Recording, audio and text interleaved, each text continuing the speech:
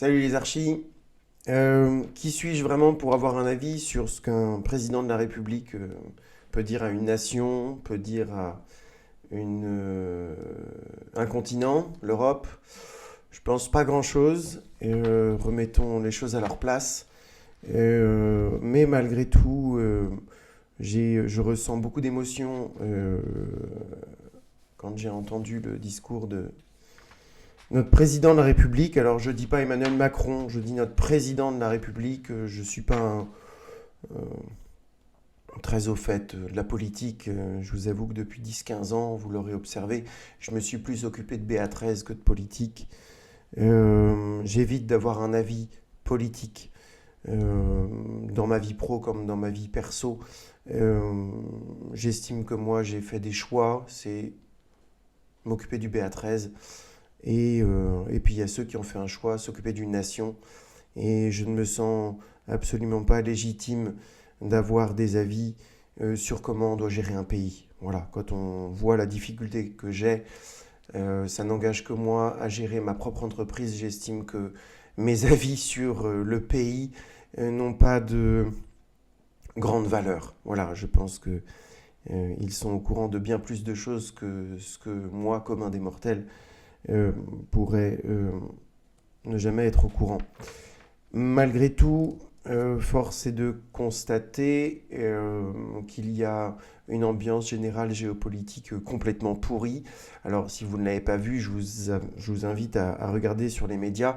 Effectivement, en ce moment, c'est un peu la mouise. C'est un peu beaucoup la mouise, d'ailleurs. Euh, donc, qu'en est-il de notre activité d'architecte? Là encore, les propos que je vais tenir n'engagent que moi. Qu'en est-il de cette activité qui est foncièrement dépendante d'une économie qui tient la route, hein, quand on dit quand le bâtiment va, tout va. Je pense que au-dessus de ça, c'est quand la géopolitique va, le bâtiment va, et quand le bâtiment va, tout va. On aura forcément des travaux, des clients qui vont faire des travaux, qui vont avoir besoin de gérer des chantiers. C'est une évidence. Euh, Est-ce que l'économie suivra? Je ne suis pas en position d'avoir un avis là-dessus. Maintenant, il ne faut pas se mettre la tête dans le sable. Voilà. Euh, le gâteau, on va parler de la part du gâteau après, mais le gâteau en lui-même, il est en train de se réduire drastiquement. Alors, il ne s'agit pas de se fiche sur la tronche, pour pas dire se foutre sur la gueule, entre concurrents. Je dirais les choses autrement. Il va falloir être capable de se différencier. Je reprends les propos de notre président, euh, les propos qui ont été écrits par des petites mains, repris, re-repris, re-re-re-re-repris. Donc pour moi, ce sont les propos du président et non pas de la personne. Il ne faut succomber ni à l'excès des va-t-en-guerre, ni à l'excès des défaitistes.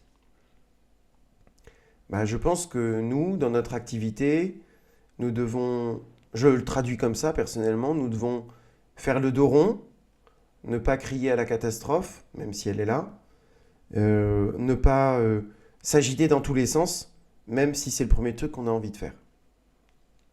Parce que c'est comme ça qu'on fait des bêtises et qu'on se noie, hein, dans les sables mouvants. Dans les sables mouvants, je pense que l'image est pas mal. Dans les sables mouvants, quelqu'un de réfléchi sait que, au pire, il va s'enfoncer jusqu'à la taille.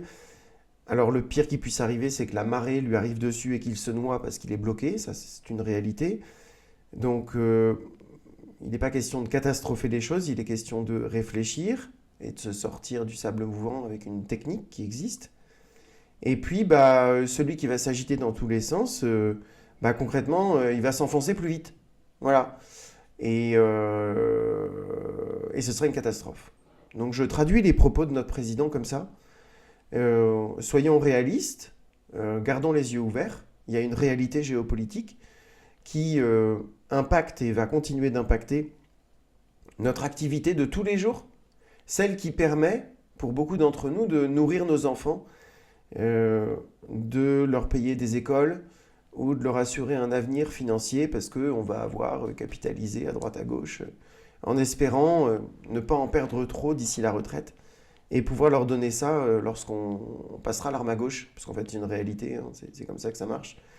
Et puis pour ceux qui n'ont pas forcément de progéniture, qui n'en ont pas par choix, par difficulté personnelle ou tout simplement parce que c'est pas le moment,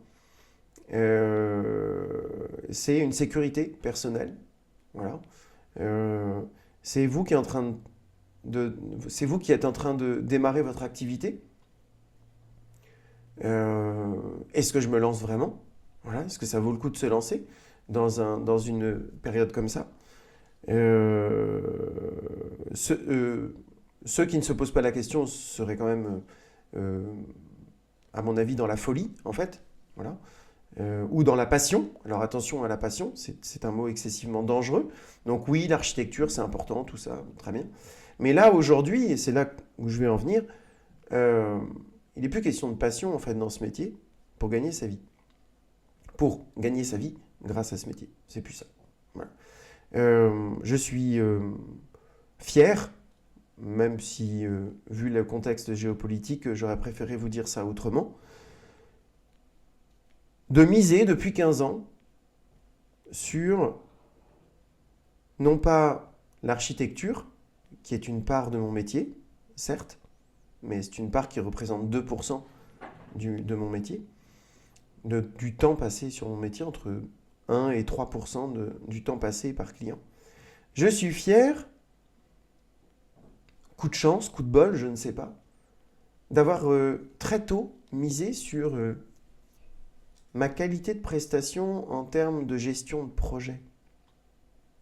Je vais reprendre un second propos de notre président de la République, de ce discours. Les solutions de demain ne peuvent être les habitudes d'aujourd'hui. Alors c'est peut-être grandiloquent, tout ce que vous voulez, ça a peut-être été prononcé par quelqu'un qui vous insupporte.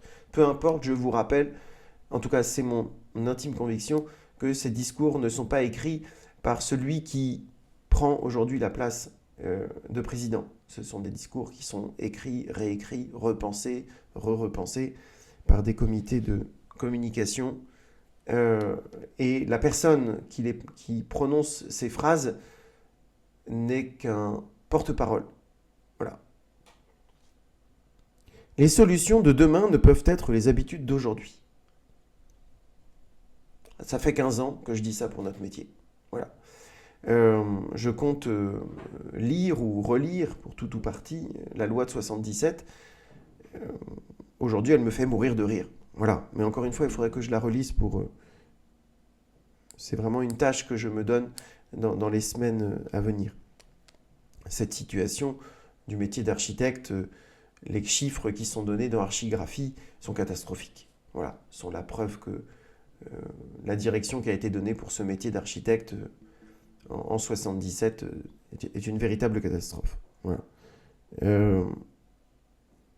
Il va falloir réellement se différencier si vous voulez avoir des contrats. Voilà. Peu importe comment, évidemment, j'ai Instant T dans la tête, c'est une évidence. C'est une évidence, je suis intimement convaincu par le contenu que Instant T propose, autant dans la gestion d'agence que dans le pilotage de projet. Pardonnez-moi si je fais de la pub, mais en fait, c'est une conviction tellement profonde. Nous avons de vrais résultats. Voilà. Les solutions d'hier, les solutions de demain, pardon, ne peuvent être les habitudes d'aujourd'hui si vous continuez à vendre l'architecture comme de l'architecture. Ceux qui vous l'ont dit n'ont absolument rien compris au métier d'architecte. Et deuxièmement, allez-y, jetez-vous du haut de la falaise. Je vous regarde, mais ça n'aura pas été faute de vous tendre la main pour vous éviter de tomber dans le mirage. Le métier d'architecte, et j'ai le ventre qui vibre en vous parlant de ça, le métier d'architecte, c'est d'abord et avant tout du pilotage de projet. Et le pilotage de projet, avec un client donné, représente plus de 97% du temps passé sur un dossier. Instant T vous donne cette compétence de gestionnaire de projet. Vous y ajoutez votre couche sensible, mais nous sommes d'abord et avant tout des gestionnaires de projets de travaux.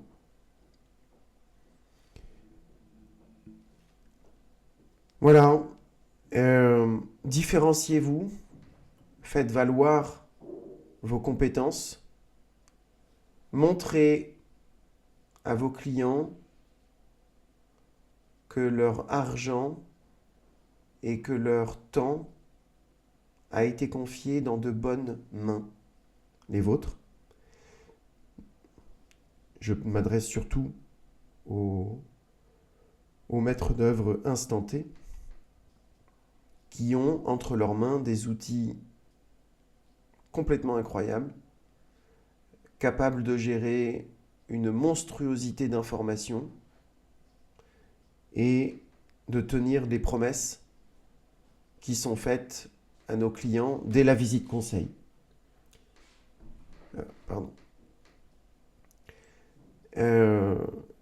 Voilà. Différenciez-vous. Différencions-nous. Je fais partie du jeu en fait. Différencions-nous. Ne nous agitons pas dans tous les sens. Ne jouons pas au va-t-en-guerre. Ne baissons pas les bras. Révisons nos façons de fonctionner. Encore hier, j'avais une discussion absolument passionnante et vous retrouverez d'ailleurs le document sur le wiki instanté, sur des scénarios qui peuvent être présentés aux clients. Donc je ne vais pas déblatérer dans cette vidéo à ce sujet. Chez Instanté, nous révisons constamment nos façons de faire. Nous remettons en cause constamment nos façons de faire. Toujours mieux, toujours plus. Et ce sera, pour reprendre encore une fois les mots de notre président, du discours de notre président, la force d'âme de notre académie. À vous de jouer, à nous de jouer, à moi de jouer. On est quelques minutes avant le début d'une journée performance, puisque comme vous le voyez sur mon écran, nous sommes le 6 mars 2025, le lendemain du discours de notre président. Et dans 20 minutes, j'ouvre cette journée jeudi découverte où, avec joie, avec un profond plaisir, je peux accompagner à mon niveau les personnes qui se seront tournées vers Instanté pour se différencier de la concurrence et assurer un petit bout de la part du gâteau qui se réduit. Voilà, ne soyez pas dupes. Sortez-vous la tête du sable. Ne faites pas l'autruche, ne soyez pas dupes. Il va falloir gravement se différencier si vous voulez que ce soit vous qui signez les contrats et pas le concurrent d'à côté. Vive Instanté et à vous de jouer.